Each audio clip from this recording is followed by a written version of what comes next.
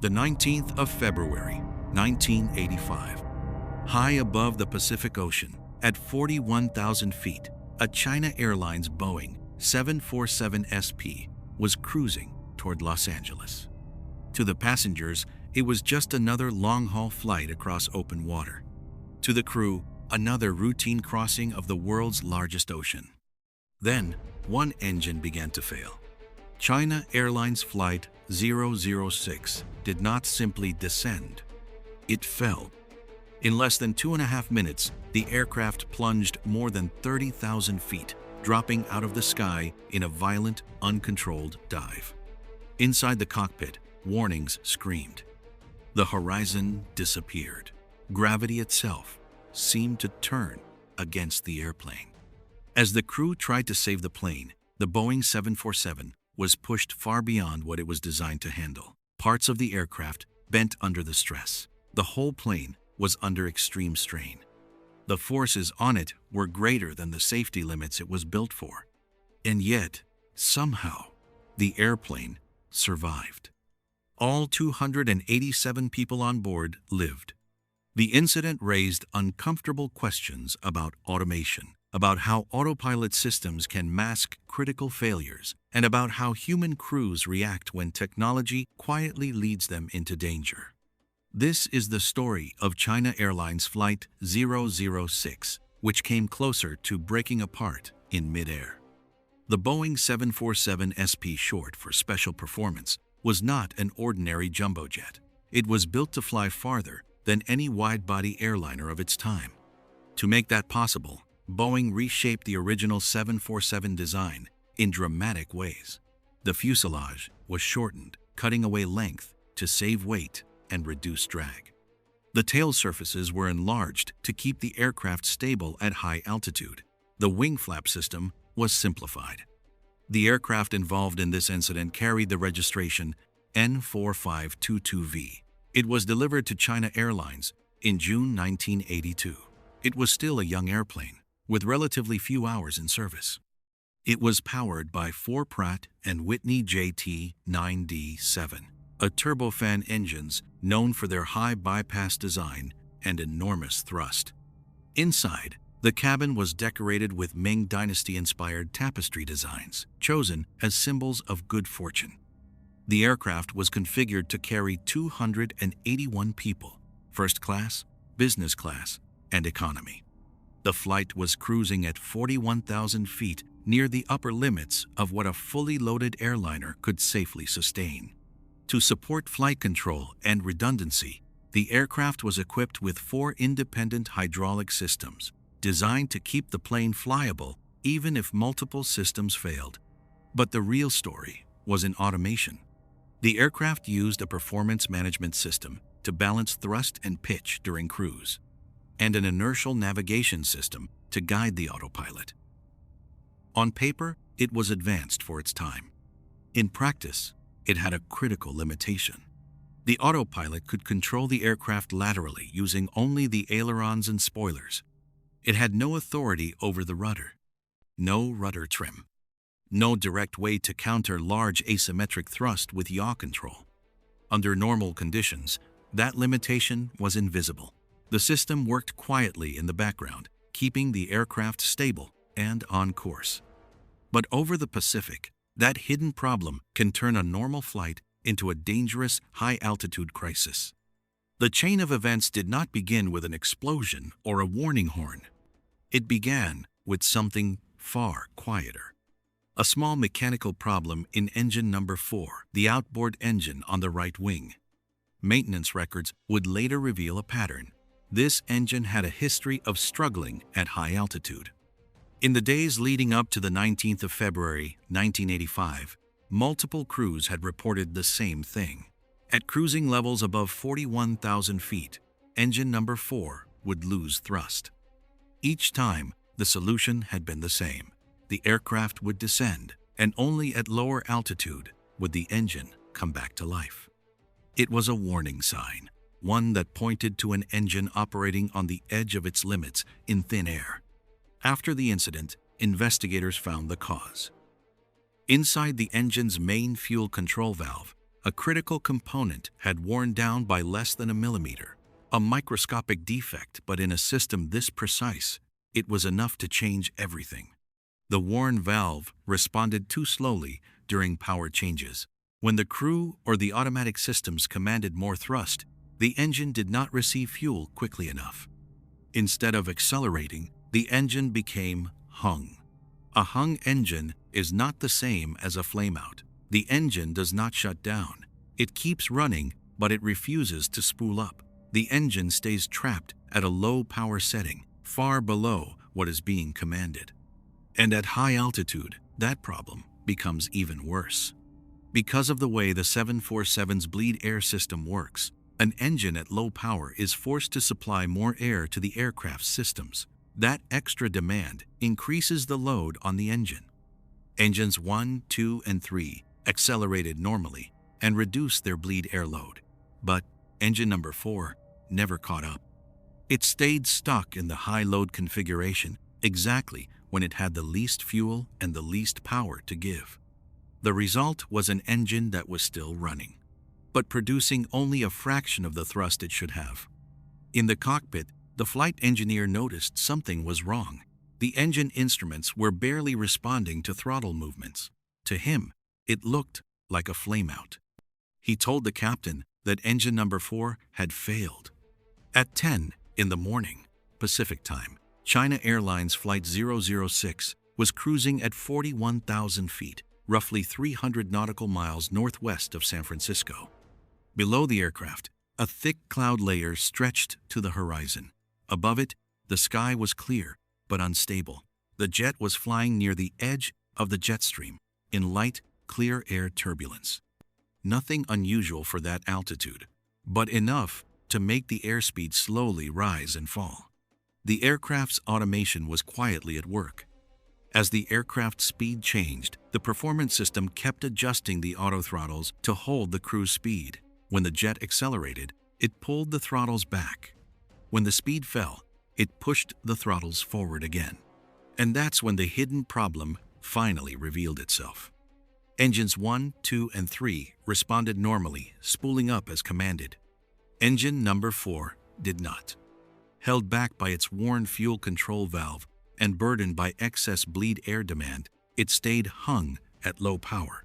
The result was subtle but dangerous. The aircraft began to yaw to the right. The autopilot, flying in heading hold mode, reacted the only way it could, by feeding in left aileron and spoiler to keep the wings level. To the crew, everything still looked stable. The airplane wasn't rolling. The horizon stayed flat. But in reality, the jet was now flying in a crabbed, sideways attitude, its nose and tail no longer aligned, while the autopilot quietly fought the growing asymmetric thrust. For the next 5 minutes, the situation slowly unraveled. In the cockpit, the captain, a highly experienced pilot, but fatigued from the long-haul crossing, was told that engine number 4 had flamed out. His attention shifted away from the overall flight picture and onto the engine. Then came a series of small but critical mistakes. He ordered a restart at 41,000 feet, even though the manual warned that an engine restart at that altitude was unlikely to work. The flight engineer relied on memory instead of the checklist and forgot to close the bleed air valves. That one mistake made the situation worse. The engine either stayed stuck at low power or moved closer to a complete flameout because it wasn't getting the right mix of air and fuel. While the crew focused on the engine, the aircraft's airspeed kept bleeding away. With one engine underperforming and with the autopilot holding large aileron and spoiler deflections to fight the yaw, drag increased. Speed dropped closer and closer to the stall margin. The captain tried to correct it by gently pushing the nose down. But he did not disconnect the autopilot, and he did not apply manual rudder. Minute by minute, the margin disappeared. At 10:15, air traffic control cleared the flight to descend. The call went unanswered. Seconds later, the autopilot reached the limit of its authority. It could not command any more control input. The system had run out of options. The airplane began to roll slowly to the right. In the cockpit, it wasn't immediately obvious. The crew's eyes were still on the engine instruments and the airspeed. For a few crucial seconds, the situation looked manageable. At 10 hours, 15 minutes, and 23 seconds, Captain Ho disconnected the autopilot. In doing so, he unknowingly removed the only thing still holding the aircraft in something close to level flight. The instant the system let go of its left aileron correction, the Boeing's hidden imbalance took over. The aircraft snapped violently to the right, the nose dropped, and the jet plunged straight into the cloud layer below. What followed was not a gentle loss of control. It was a full aerodynamic upset. When the bank angle passed 90 degrees, the aircraft was partly inverted. The wings were no longer supporting the plane. Instead, they were helping pull it down, with lift and gravity acting in the same direction. The result was a brutal, accelerating fall. Inside the cockpit, the G-forces shifted rapidly, making it physically difficult for the crew to move, to focus, or even to reach the controls.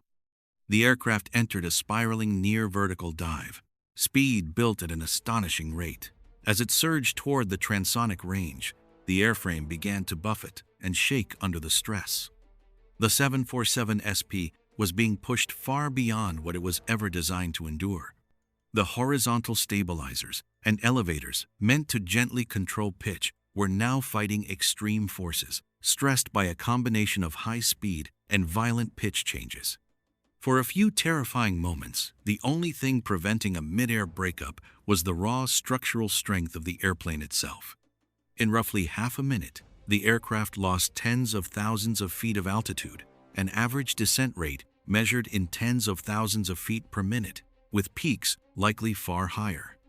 This was a flight regime no airline pilot ever trains for, and inside a cloud, with no visible horizon, instinct alone was useless. The autopilot made it worse. By handling the lateral control with ailerons, the system masked the growing aerodynamic imbalance. The captain never felt the increasing force it would have taken to keep the wings level.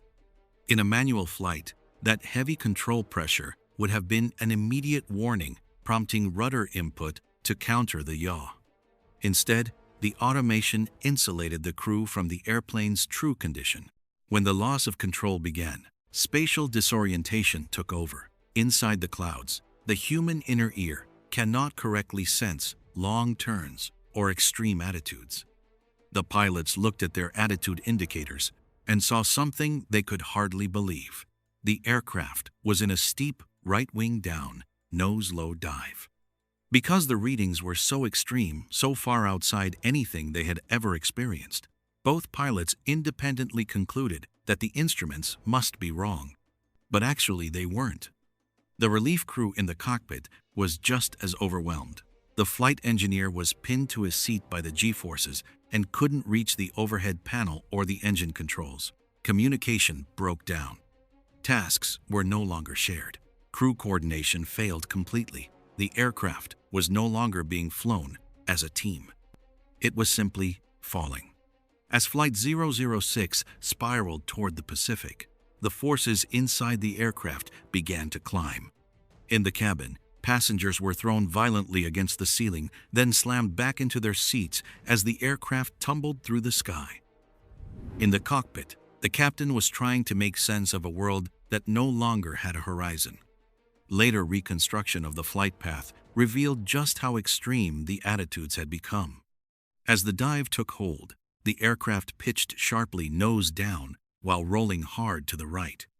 Within seconds, it passed through angles that no airliner is ever meant to see at one point, rolling so far that it was essentially inverted. The jet was no longer flying. It was falling. Then, as the aircraft tore through the cloud layer, everything changed. They finally had a clear visual reference to the real horizon again, which helped them understand the plane's true position and attitude. In that instant, the captain realized the instruments had been telling the truth all along. He pulled hard. What followed was one of the most violent recovery maneuvers ever survived by a commercial airliner. The G-forces spiked as the 747 was hauled out of its dive.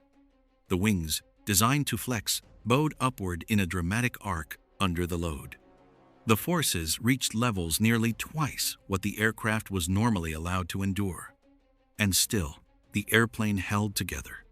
The jet finally leveled off just a few thousand feet above the sea, having missed the surface by a terrifyingly small margin, considering the speed it had been descending only moments earlier. Once the plane was back under control and no longer diving or rolling, the crew paused to assess the situation. They checked the engines, the instruments, the damage, and the overall condition of the aircraft to understand what was working, what was broken, and what to do next. At first, the captain believed all 4 engines had failed during the dive, but as the flight engineer checked the instruments, a clearer picture emerged. Engines 1, 2, and 3 were still running. Only engine number 4 had quit, and once the aircraft climbed back into denser air, it was restarted successfully. The airplane, however, was badly wounded. The violent maneuver had torn away large sections of both horizontal stabilizers. One entire outboard elevator was gone, along with its hydraulic actuator. Nearly half of the other elevator had been ripped away as well. The wings had been bent permanently upward at the tips, stressed beyond their elastic limits. The inboard landing gear had dropped during the dive when its doors failed under the forces, and now it was stuck down, unable to retract. One of the hydraulic systems had lost all its fluid. In the tail, the auxiliary power unit had been torn from its mounts. By any normal standard, this aircraft should not have been flyable. But the 747 had been designed with layers of redundancy. Enough systems were still working, just enough for the crew to keep control. The remaining hydraulics powered what control surfaces were left, though the damaged tail made the jet sluggish, heavy, and difficult to maneuver. Flight 006 was no longer a normal airliner. The airplane was badly damaged, but it was still flying because it had been built with strong safety margins and because the crew was doing everything they could to keep it in the air. At that point, the crew had only one priority left: to get the aircraft safely back on the ground. With the landing gear stuck down and locked, the aircraft was now fighting enormous drag. Fuel was burning fast. The crew quickly realized they no longer had enough to reach Los Angeles. At first, they told air traffic control that the situation was normal now. But as the reality of the damage became clear, that assessment changed. This was not a routine diversion. They declared an emergency. The flight turned toward San Francisco. The captain was now flying without one of the main hydraulic systems, and with the aircraft's aerodynamics fundamentally altered by the missing sections of the tail, the center of pressure had shifted. The controls felt heavy and imprecise. The jet no longer behaved like a normal 747. The landing gear was already down, which removed one risk but introduced another. The crew had no way of knowing whether the struts had been damaged during the dive. At 2 p.m. Pacific Time, China Airlines Flight 006 touched down safely at San Francisco. Emergency vehicles were waiting. All 274 people on board were evacuated. Considering what the aircraft had just been through, the injuries were remarkably limited. One passenger suffered a serious foot injury, likely from being thrown during the dive. Everyone else survived. If you enjoy in-depth aviation crash documentaries, make sure to subscribe to our channel